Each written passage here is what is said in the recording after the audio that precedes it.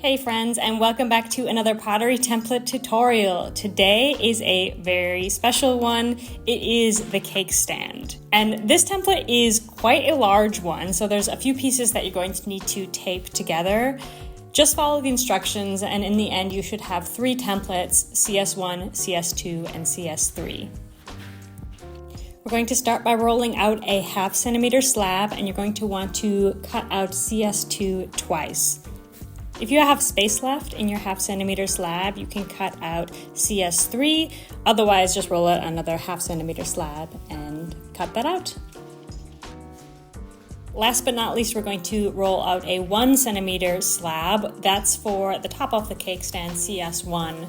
We want this one to be a little bit thicker. This is going to help a lot later on with keeping that top flat. Okay, now go ahead and set them aside to dry a little bit. When working with big pieces here, it's helpful if they're not overly floppy. Okay, we're going to be starting with the base. So that's that curved piece here. And I want you to cut each end at a 45-degree angle. That way the seam is going to overlap and we have a nice strong seam. And then just lay them on top of each other and blend.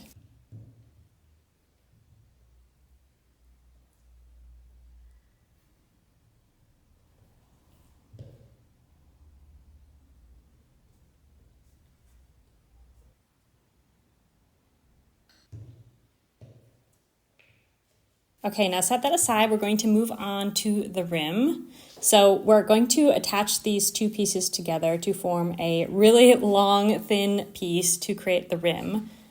So first we're going to cut one end of each side at a 45-degree angle so that they can overlap to make one really long piece. And then you can cut the outer ends same way at a 45-degree angle so they overlap to make a giant ring. When you're working with this piece, I know it's a little tricky, it's quite floppy. If you're finding it to be too floppy, I would just pop it in front of the fan for a little bit longer. Otherwise, if it's the right level of dryness, it should be able to stand on its own.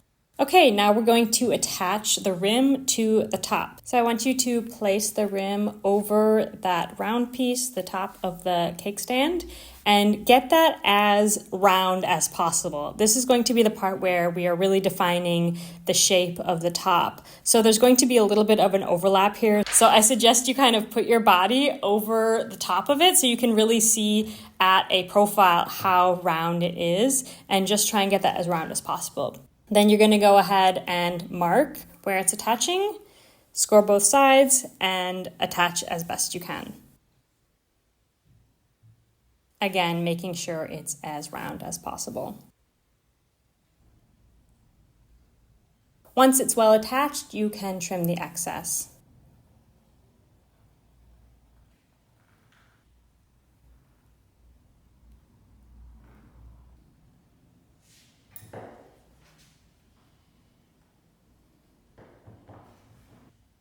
Okay, keeping it as flat as possible here. We're going to move this top as little as we possibly can. This will help with warping later on. So I want you to place the base on top, mark where you plan to attach it, and then score both sides and just attach it as it's sitting on your table here.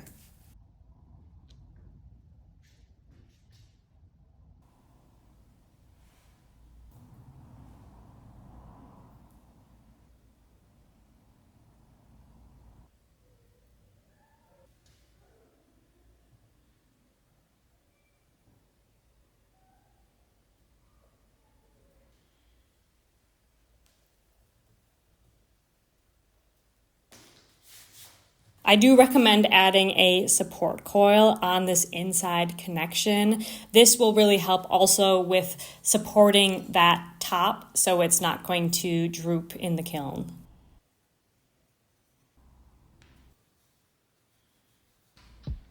Now we want to dry the piece until it's leather hard. So you can see what Bianca is doing here is she's not picking up the cake stand, moving it to another board. She is going to let it dry out overnight while it's sitting in the same exact position. So the least you move this piece while it's in its vulnerable, wet condition, the better chances you have of it not warping. So I do suggest letting it sit like this overnight until it's leather hard before you continue working on your piece. And as you can see, now that it's leather hard, it's able to support itself. It's looking really, really good. Now you can just give it a once over and clean it up and set it to dry.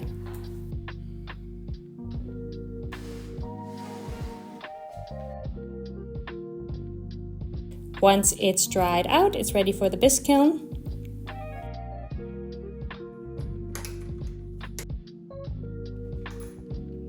Ta-da! Bianca is using our classic white glaze here.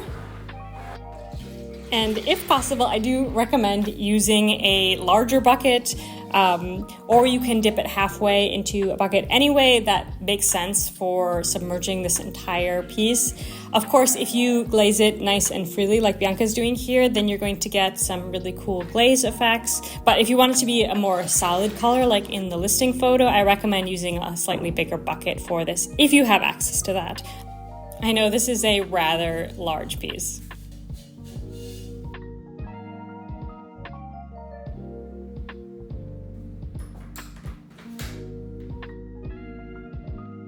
And here is the final result. I think Bianca did such a good job here. It is definitely a more painterly glaze application than the one that you'll see in the listing photo.